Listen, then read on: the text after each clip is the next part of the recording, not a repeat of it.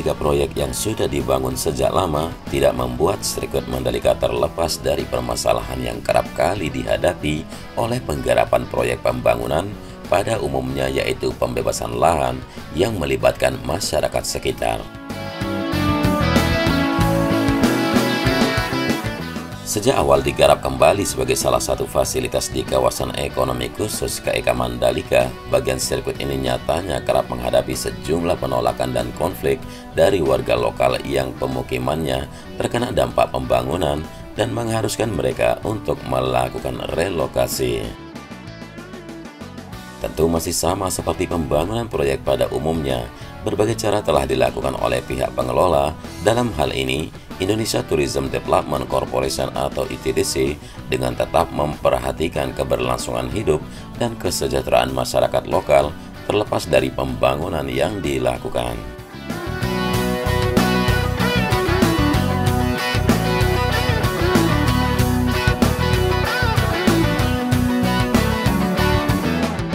Bukan hanya itu, ITDC yang juga merupakan perusahaan milik negara di saat bersamaan bahkan melakukan pembangunan, pengembangan potensi dan perekonomian masyarakat sekitar dengan tujuan dapat melibatkan mereka dalam infrastruktur pariwisata di KEK Mandalika. Dalam kesempatan berbeda, Direktur Utama ITDC Abdul Bara M. Mansur menjelaskan secara rinci mengenai upaya penyelesaian konflik dengan masyarakat yang bermukim di wilayah proyek Mandalika dan situasi nyata di lapangan terkait konflik lahan yang terjadi dapat dikategorikan menjadi 3 kelompok.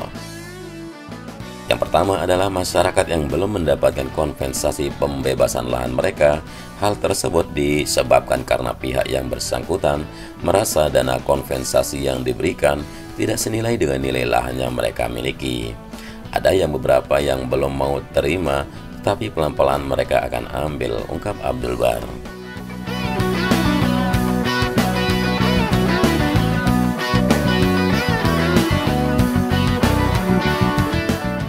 Selain itu, ada pula kelompok kedua yang terdiri dari masyarakat yang menempati lahan milik pemerintah dan disebut sebagai pengguna lahan. Masyarakat kelompok ini pada akhirnya direlokasi ke sebuah lahan yang lokasinya tidak begitu jauh dari proyek sirkuit Mandalika.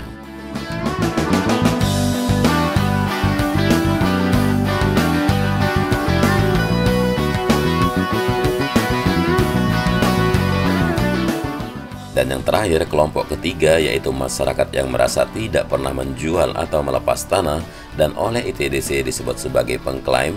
Masyarakat dari kelompok ini yang pada praktiknya mengajukan gugatan ke pengadilan dengan tujuan mencapai kesepakatan sesuai keputusan hukum. Dan dijelaskan bahwa sejak tahun 2016, ITDC telah menerima sebanyak 28 tuntutan hukum yang diikuti sesuai dengan keputusan akhir yang berlaku. Apabila penggugat menang, ITDC membayarkan sejumlah kompensasi yang disepakati kepada penggugat atau masyarakat, dan pihak tersebut pada akhirnya sepakat meninggalkan lahan sengketa. Salah satu pihak yang sempat melalui proses ini ialah seorang warga bernama Masruf setelah menerima penyerahan uang ganti untung atau UGU pada tanggal 23 Juli lalu yang dihadiri oleh perwakilan ITDC serta pihak pengadilan dan bank. Kegiatan pengosongan lahan dan pembongkaran bangunan akhirnya dilakukan tanpa tekanan dan tanpa melibatkan aparat keamanan.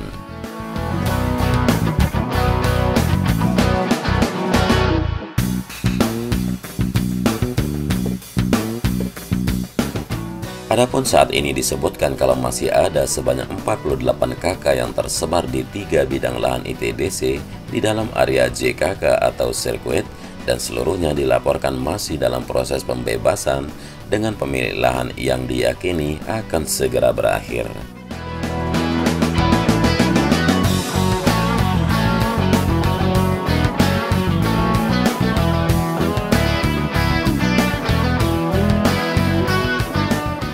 Terbaru dari 48 KK yang ada disebutkan bahwa pada tanggal 28 Agustus 2021 lalu, sebanyak 8 KK akhirnya sepakat untuk meninggalkan lahan dan melakukan relokasi secara mandiri untuk keberlangsungan proyek sirkuit Mandalika ini.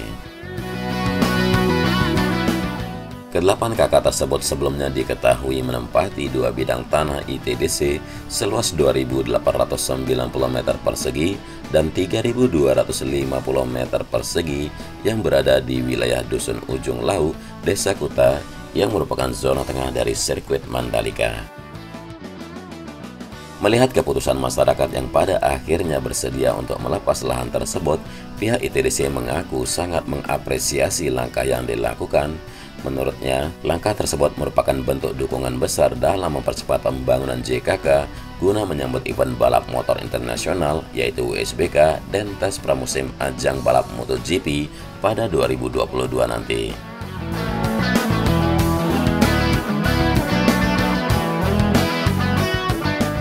Berdasarkan keterangan resmi ITDC sebagai bentuk jawaban dari berbagai permasalahan yang dikeluhkan warga, pihaknya mengaku telah menyiapkan sejumlah solusi yang diharapkan dapat meredam konflik yang sempat muncul.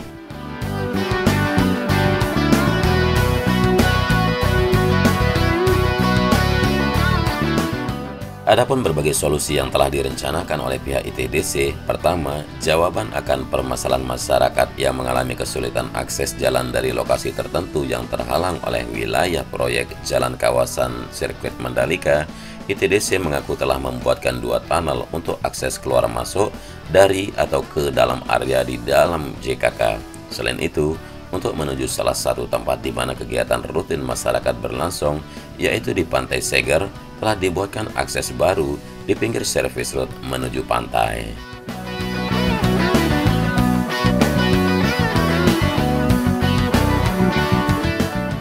Lalu ITDC memiliki program pemberdayaan masyarakat dengan pelatihan-pelatihan sehingga nantinya mereka dapat ikut berperan dalam berbagai penyelenggaraan event balap internasional. ITDC juga akan memberdayakan masyarakat sekitar untuk bekerja di properti pariwisata milik ITDC, salah satunya Hotel Pullman Mandalika, dan menyiapkan lokasi yang layak untuk memberi kesempatan membuka usaha di Bazar Mandalika.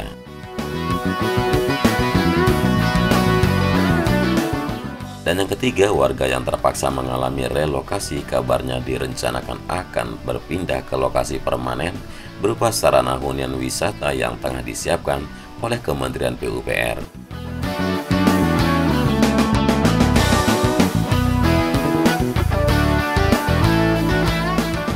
Dengan pendekatan-pendekatan yang sudah dilakukan tersebut, diharapkan warga yang masih bermukim di dalam area sirkuit dapat berdampingan dan menjadi bagian dari rencana penyelenggaraan event tersebut, dan ini yang diharapkan oleh kita semua.